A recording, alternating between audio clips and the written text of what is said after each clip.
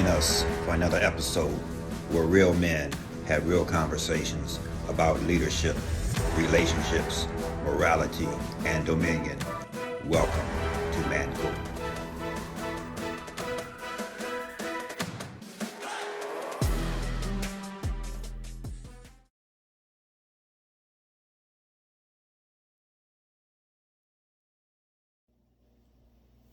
Hey, I'm Jonathan. I'd like to welcome you back to the Mancode conversation. And I'm waiting. We're definitely waiting. She's jumping at the bit right now. Yeah, you might as well go and knock it out. So a few things come to mind. First, I think it's important to note that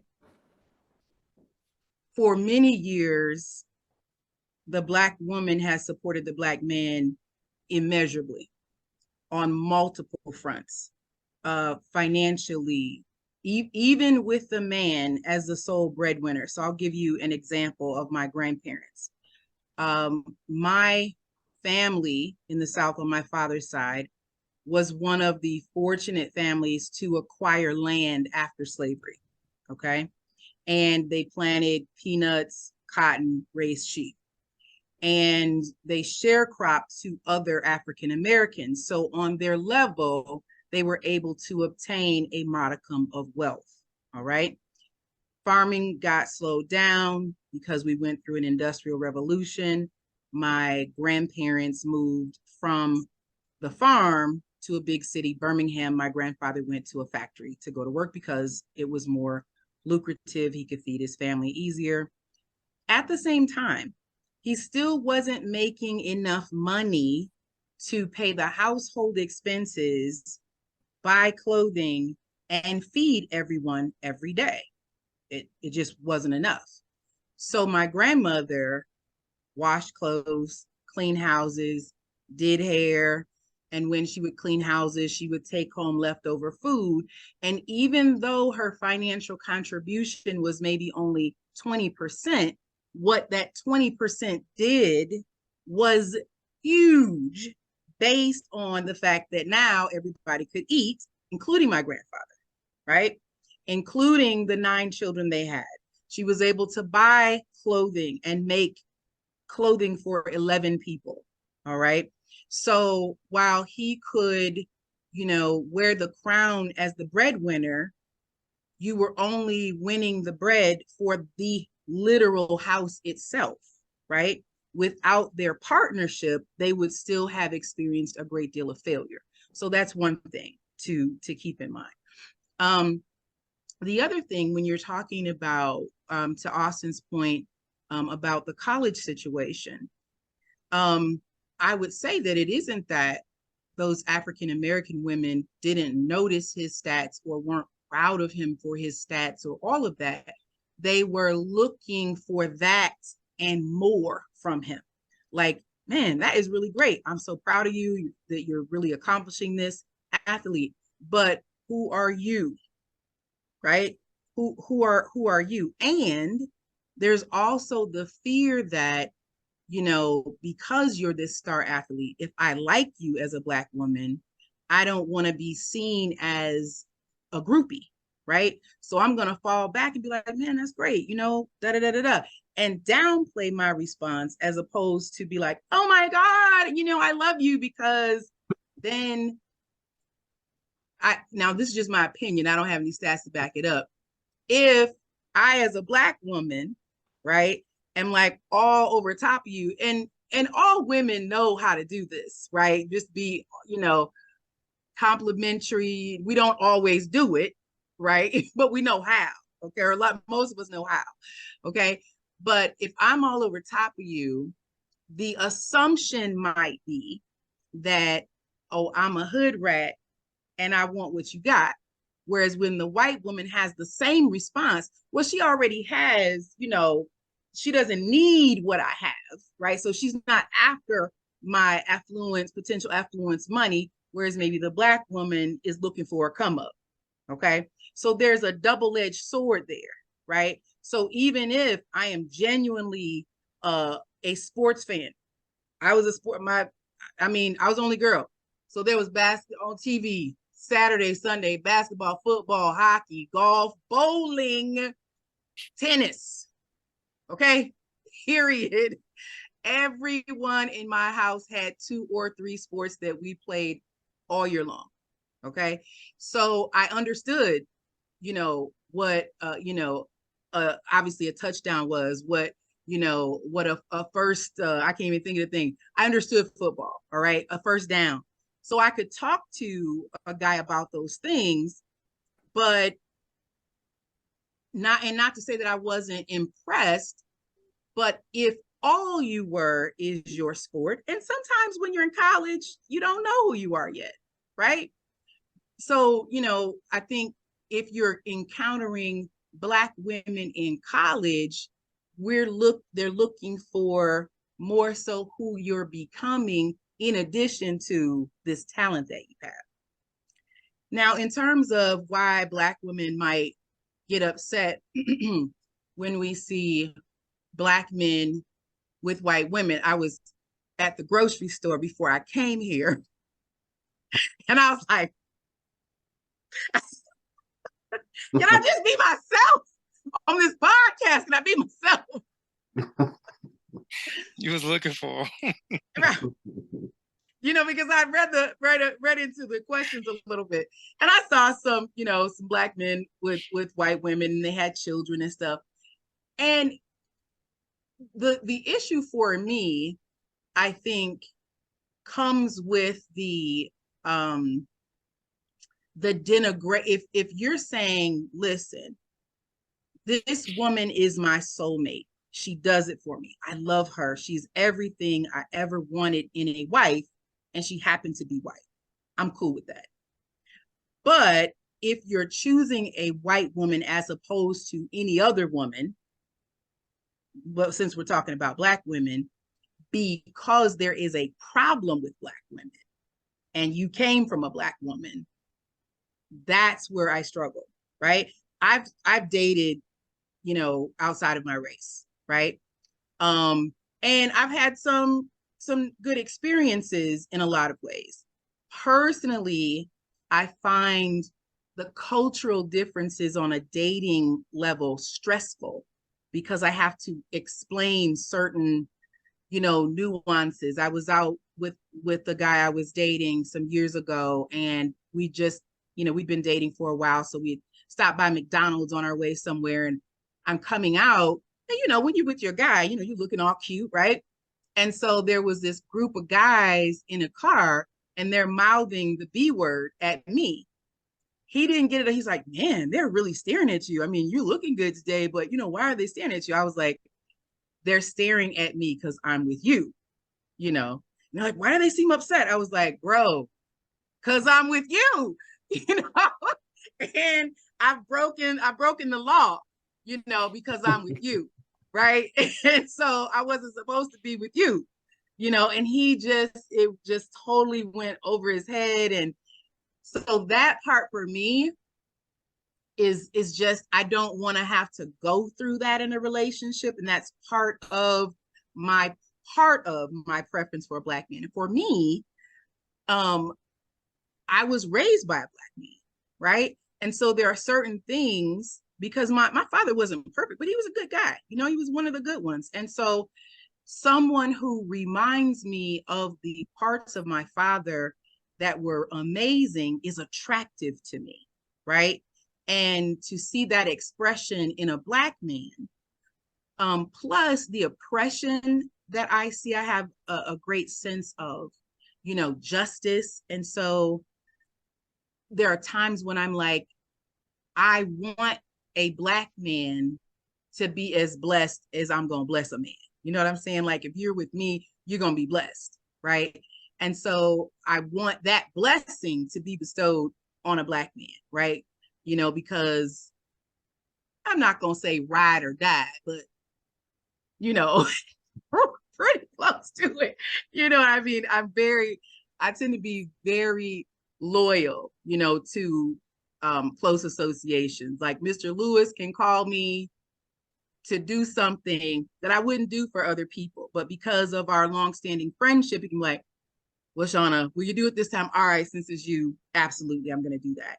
And that is magnified greatly in a romantic relationship. I hope that's making sense. I think to simply answer the question, and I can't speak for all Black women, I guess if you're dating a white woman and it has to be at the expense of a Black woman, to me, that's wrong, because it shouldn't be, you know, that it's an expense. There are beautiful people in the world who have beautiful souls that are attractive, right? I find people from many races physically, spiritually, emotionally attractive, right? And to say that we don't is really not being truthful. We all find different things attractive, okay, coming from other people.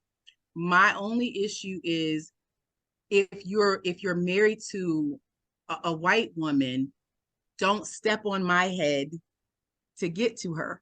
That's all I'm saying, right? You know, love the woman that you want to love, be good to that woman. Don't date that white woman because she's going to let you get away with a bunch of BS. You know what I'm saying? Because a Black woman you believe is not, because let me tell you something. Black women have put up with a whole bunch of BS. Am I on the right podcast? Huh? There's an ideology. I said, wouldn't you not want to put up with that? What do you mean? You're saying, why would we put up with that? Wouldn't you not want to put up with a whole bunch of yes? No, I don't want to put up with a whole bunch. Wouldn't you want to just let that guy that just wants to just hit a bunch of stuff, just had a cookie to the cookie you got and roll on? Wouldn't you just rather him pass on anyway? Absolutely. I guess what I'm saying is that there is a mindset that, well, I don't have to behave the right way because this white woman is going to put up with all this stuff, whereas a Black woman is going to hold me accountable. And I just in human nature, that's not exactly the case. Because Black women have put up with a lot from Black men, is what I'm saying. I'm saying that that's not the thing, because women are not holistically, Black, white, Hispanic, have the same needs from a man. Okay. You want security. You want to know that you're the only one. You want to know that he thinks you're gorgeous and beautiful, you're faithful. You want to feel financially secure.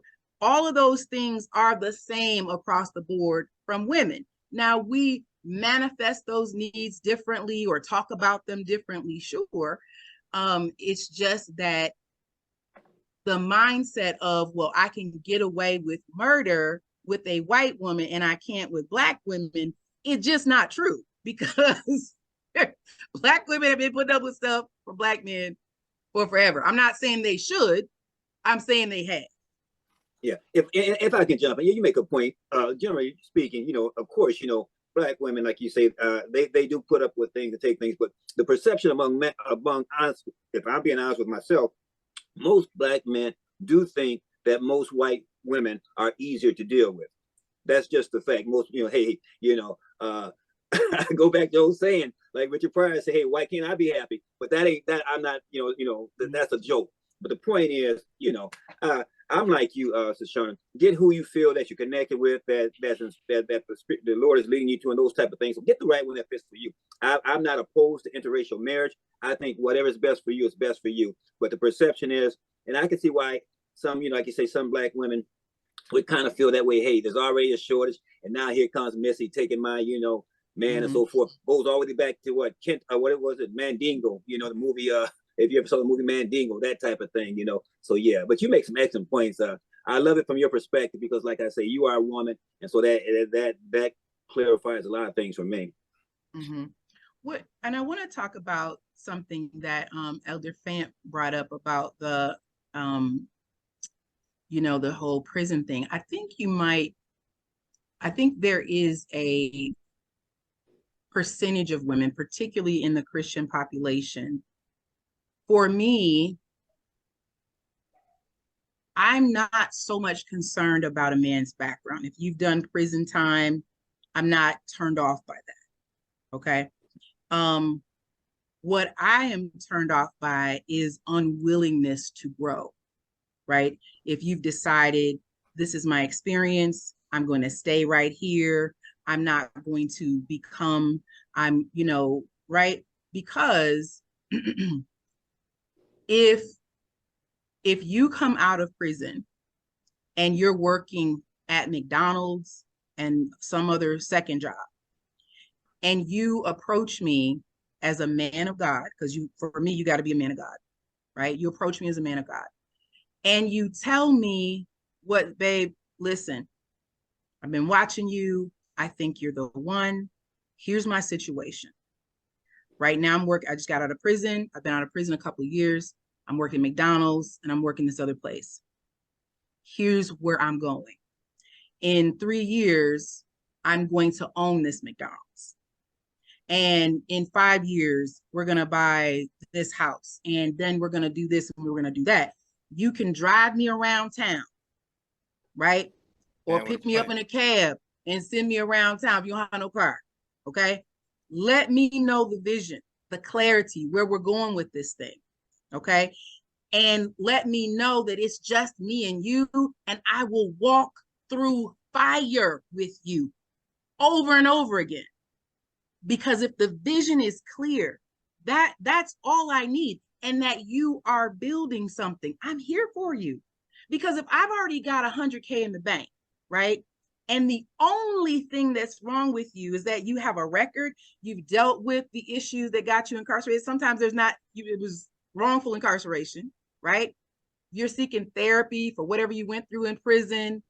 You're, focusing on Christ. You got your vision, and we're building. You're working 2 jobs, 80 hours a week, and you got a vision, and you hear from the Lord. And I'm gonna sit here and be like, well, you was in prison. Nah, bro, that's not my problem. Because that's not, everybody blows it. But everybody doesn't get caught. Right? So I think you would find a whole lot of Black, particularly Christian Black women, would say, if you're putting it together and you're ready to do the work that it takes to be in a relationship. And if you're like, I want to talk about Elder Fant's comment for a minute. If you're saying to me, look, babe, I want us to buy a house and I want to pay the bills, okay, that's fine. So we have to buy a house based on your income. Or I could say, well, look, baby, I already have 100,000 saved. Is it all right if we buy a house cash? Because now this is our money, and you pay the household bills. That means you follow what I'm saying to you, right? Because to me, that's partnership. I'm not saying that you just take any joker that's just getting off, the whatever. No, what have you learned from your experiences? Where are we going with this thing? Does that make sense what I'm saying, y'all? I got you. It makes Go ahead. sense, but it's another variable there. Okay. Getting that conversation to offer what you can present or formulate it. A lot of times, if you don't come in the right capacity, you don't get the conversation. They don't know you're a Christian because they look at how you come in at them, and then they'll veer away. They don't even want you to even start the conversation. And I've seen even Christians have the same type of stance, a standoffish, I'm holier than thou, and I got this 100K that you're speaking of, and I earned it, and I'm not sharing it with you. What you got to bring to match it? Mm-hmm. Well, I don't have anything to bring, but I got a heart of gold for you. But they don't want to step down to that. And then they trip up and get something that they think has it, and it trips them up and it backfires on them. And they could have had this guy that only had 15K trying he to might help only have 1K in his Okay, McDonald's well, yeah, paycheck. there Okay. you go. Because if you making $15 an hour at 40 hours a week, you making about 1,500. Yeah. Okay.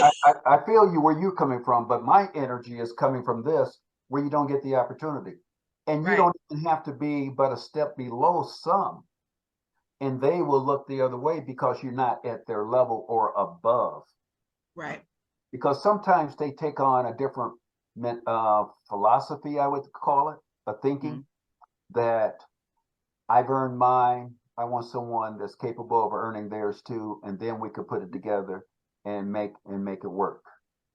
And personally, I've run into situations. That's why I'm speaking in this manner, because of the fact that I went after, okay, I'm not there where I used to be, but it's not that I haven't been there, and I'm still, I don't let material things get in my way or even classify me, because I'm a child of God and I'm already classified.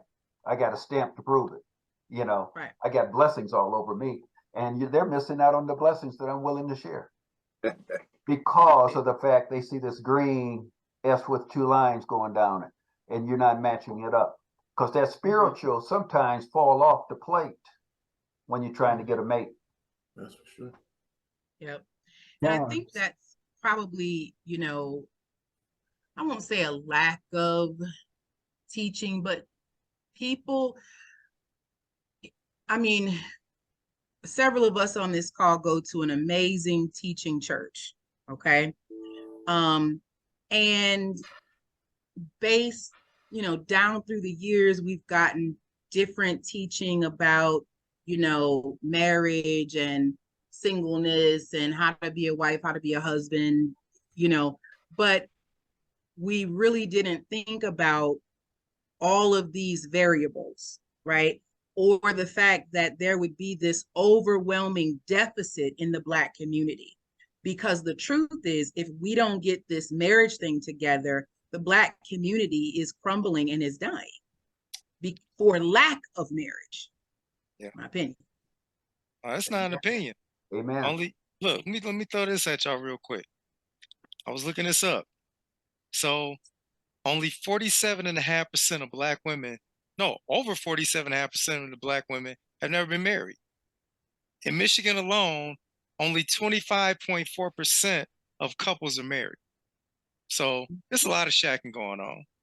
A lot of a lot of comfort living. Right. Now you talked about that a little bit, that people really kind of stay together more for economic reasons. And I can attest to that. I've seen that in not just youth, not just a dude pinching off a chick that got 4 kids and her welfare check fat. I've seen that in older couples.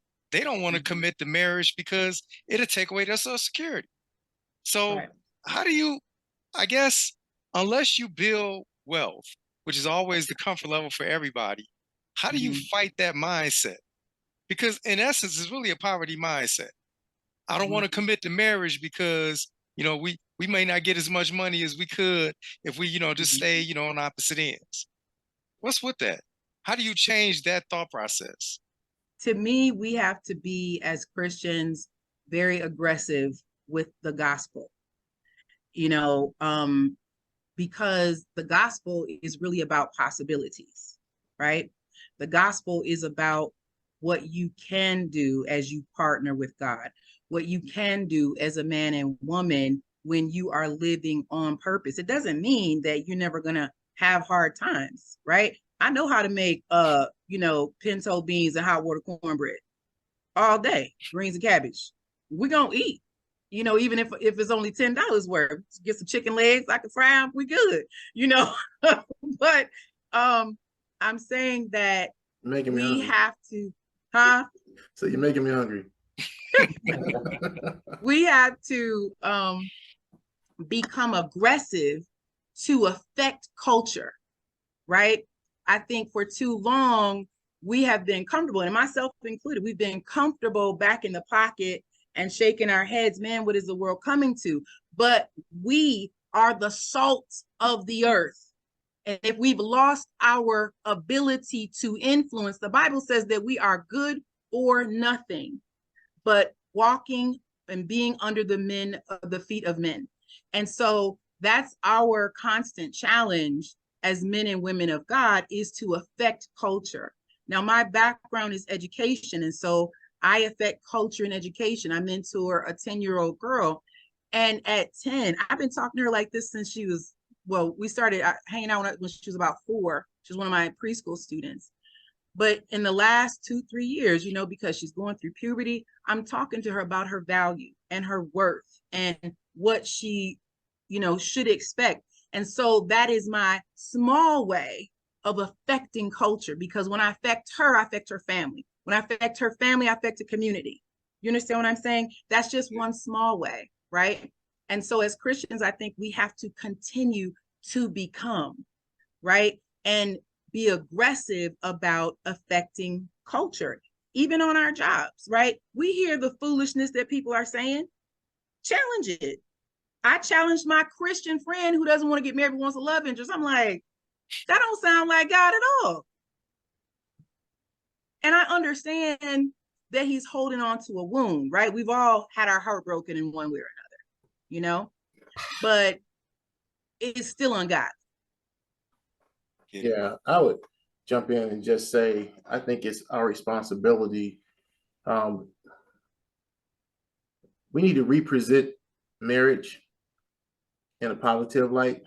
I think so much of our narrative that we hear about marriage is that it's a struggle. We hear all the negative sides to it, but never hear, you know, the beauty and the power and the love of covenant in a marriage and what that produces, you know, for individuals. And I think we allow media to be the spokesperson for marriage, and they have such a negative, and with all the rest of the stuff coming up, I'm seeing stuff on social media on polyamory, you know, people multiple, you're not even married. Some of them are married, but now you got like 2 or 3 other side pieces, and everybody basically shacking up. You know, people trying to redefine what covenant actually, you know, even is, without even getting a good understanding on what it's supposed to be. So I think our responsibility really is to sing the praises of what covenant is, and to reintroduce, really, even as far as, you know, we were talking about as far as, you know, African American women and men, what does that look like? You know, I think that term Black excellence was coming out. We were seeing, you know, power couples coming out, and we were seeing like, okay, oh, that looks nice, that looks good, that looks like something that I want to aspire, you know, to be among the numbers of, that me and my wife, that, you know, we rocking in these same spaces, we aspiring to be in these same spaces, we, you know what I'm saying? And so I think when the picture that is put before us, the conversations that we are around are always negative, I think it kind of breaks down why I would even want to. People used to run the marriage, but now people are running away from it. And I think it really has to do with the conversations and the language that people are around. I think you're onto something with that, because again, we're talking historically, you can take a lot of that into account. But when you just look at the fact that there's such a lack of wanting that commitment, and you have to understand that right there, why don't you even consider this as an option? It's not because there are too many options out there. So I think that right there, y'all hit it. You need to have a positive dynamic of, this is what married couples are, this is how they thrive, this is how it looks. So yeah, because I really think I'm gonna go off to the left, but the way it's been pushed now, the way everything just has a license, I really think our government is anti-marriage. Because why else would you penalize families for being a family? Unless you don't want that to actually be a family at all, and you want to play the daddy. So naturally, okay, yes, you could break it down to the bottom line. If you don't fornicate, you won't have babies out of wedlock. You won't have to worry about needing help, because you won't be raising children without a father and a mother in a proper context anyway. Yes, you could state that as the ideal, but it's not. But again, how do we present that on a mass scale? I mean, blow up the media and start over? I think like Danielle said, you know, you have to advertise, right? You know what I mean? Like on every show now, there's homosexuality and polyamorous, whatever, right? even ever so subtly. For instance, I started watching this new show called Lioness. It's the really pretty lady who played in Columbiana, black lady. She's got the long straight hair, beautiful, beautiful. She's real slender. Zoe's on And Zoe. yeah, I think her name is Zoe. I love her as an actress, really good. So she's the star of the show, and she's married. She's a spy basically, and so she's not home all the time. And she and her husband have a couple kids, and she gets home, starts taking her weapons off and gets in her night clothes and all of that. And so she's kind of getting reacquainted with her husband because she's gone for months at a time. And she asks him, now this is her husband, she got on a wedding ring, the whole nine. So are you seeing anybody? Yeah, and he's like, nothing serious. What about you? Nothing serious. And then they go into this love scene. And I'm like torn now because I'm kind of militant about what I watch or what I support. You know what I mean? Like if something is just taken over by a certain mindset, I'm not gonna patronize it, even though, and I've broken up with whole streaming networks, because I'm like, I'm not doing this. I know it's only my $4.99 a month, but I'm not doing it, But I think we need to advertise in the same way that the world is advertising the goodness of marriage, the goodness of God. I don't know that we have been good advertisers, right? About, how good God is, how good marriage is, Well, I all think of it that. has to I be would agree. practiced. I think it has to be practiced well. If you practice Yeah. it well, you live it well, and therefore it comes out. But and this is the bad thing too, is that you get cases that are very isolated. One bad apple, it makes the whole tree look bad. So Right. unfortunately, because there is such a people can say and call it what they want, they still put an onus on the label Christian. And there is a standard to it because if there was no standard, you wouldn't be so hard to knock somebody who made a mistake and had a slip. So again, that's yeah. I'm sorry, other fan. Go ahead. No, no worries. But I would also agree with that. The marketing is how we market it. Just I saw another issue of adding another label to this. The other 16. They already have almost 26 letters of their own. And now I just read something about who's this host, Grady. Well, you Wayne, talking about Wayne Wayne Brady. Brady? Yeah, now he's what a pan, Wayne you know, Brady. pardon Yeah. me. Wayne Brady. I think the term is pansexual. Yeah, Pansexual. pansexual. Yeah, now that's a new one for me. Like another market. The other ones are off brand now. Now we got to bring in another market piece because everything's falling off. So now we got a new market. And now it's all the celebrities and athletes. So who do they cater to the most? They got these young minds watching, and there you go. And that's going to start another rift in our society. And it's just going to push the Christian ethics further and further out. Well, I That's think all one I have thing. to say. I know we got to wrap up. Oh no, you good. I'm gonna leave it at this. One thing you really will just say to this: parents, monitor the influences over your kids. If we monitor things better, if we turn off certain things, if we put limits, if we put borders, you don't have to worry about these things being an influence. Yeah, at some point, a kid is going to come across things as they grow into teens. You're going to cross these paths. But because of the borders that you've established within them, they know that, you know what? This ain't right. This don't sit right with me. And that's not going to flow. So that way, you will have them geared up, ready and prepared to enter into a marriage where they can be strong, pass that knowledge along, and we can grow our community. But that's that. But I just want to thank y'all. I want to thank Shauna for joining us. This has been a real good conversation. And guess Thank what, you for viewing having audience? me. This was great. Yes, It was yes, we're great. gonna do it again. Definitely. I want our Yeah, for sure. viewers, as which chop this up amongst your friends. Definitely like the video, share it out. And while you Can I, sharing it, subscribe. Oh, do you have something? can I do one tiny little commercial? Go Speaking ahead, of knock it advertising. out. I'll charge you later. Oh, wait, can't see it. Let me see. Oh man. So Is that a anyways, I book? wrote a book. You can't really see it because of the background.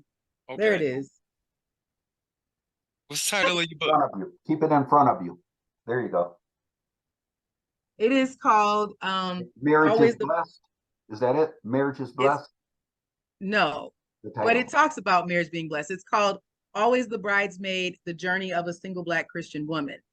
And it Okay. has an X in the always, and it is really talks about some of my experiences as a single black woman in the Christian church, and my experiences with, just various experiences with men, um, and where we need to go. And even like, it's an appeal to men and women, because I think that women have way more influence than we know in the lives of men, right? We have a lot more than we know, more than men will often admit, but we do. It's the truth.